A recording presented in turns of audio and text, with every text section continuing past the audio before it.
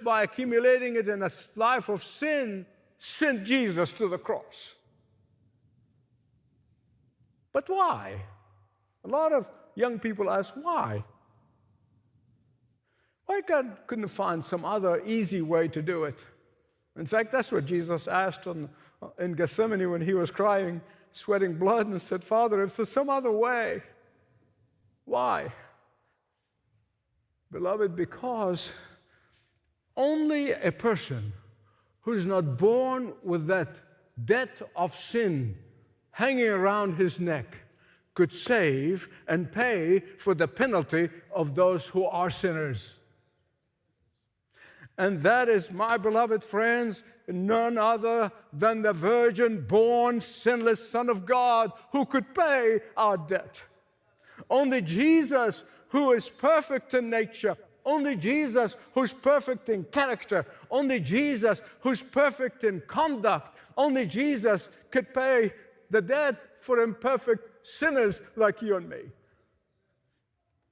4 things that the cross has accomplished for the believers in the Lord Jesus Christ. 4 things that the cross has accomplished: atonement, or satisfying the justice of God; redemption; justification; and reconciliation.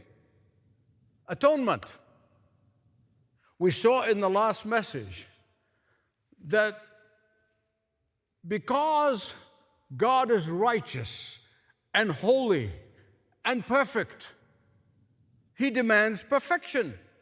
We cannot relate to Him if we're not perfect. But who can hack that one? Who can claim that? It's impossible. I know for one, I'm far from perfection. Far, far, far from perfection.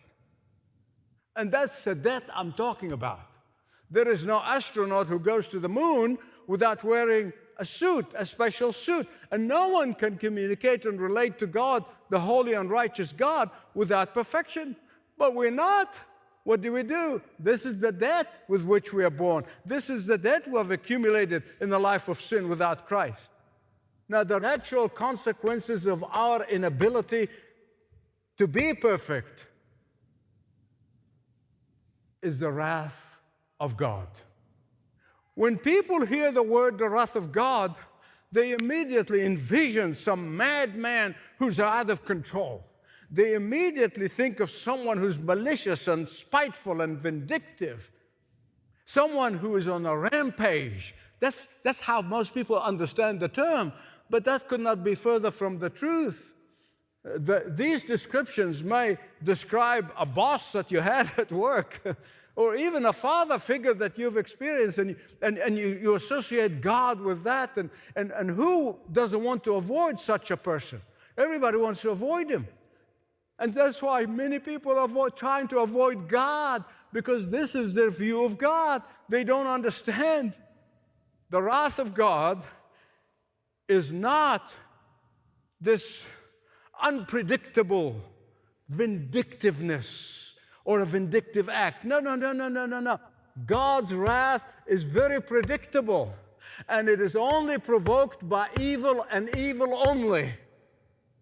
Don't ever forget, I plead with you, don't ever forget that this is the same God who went way out of His way to placate us from evil. This is the God, the one who out of His mercy and grace provided a way of escape from that predictable wrath of God. This is the God who out of His graciousness provided a way for us to be forgiven eternally. The Father's love compelled Him to watch His Son on that cross, carrying my sin and your sin on His sinless body.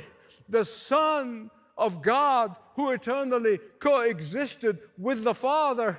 It is His grace and His love. It made Him willing to go to the cross and bear your guilt and shame and my guilt and shame. Do not make the mistake that a lot of Christians make. They say, God loved us because Christ died for us. No, and a million no's. God loved us enough so that Christ died for us. Did you get that? It was his love that compelled him to die on that cross. Why? Because God's justice and God's wrath must be satisfied. And therefore, it is God's love who satisfied his own justice. It's God's love on that cross. And so God's love on the cross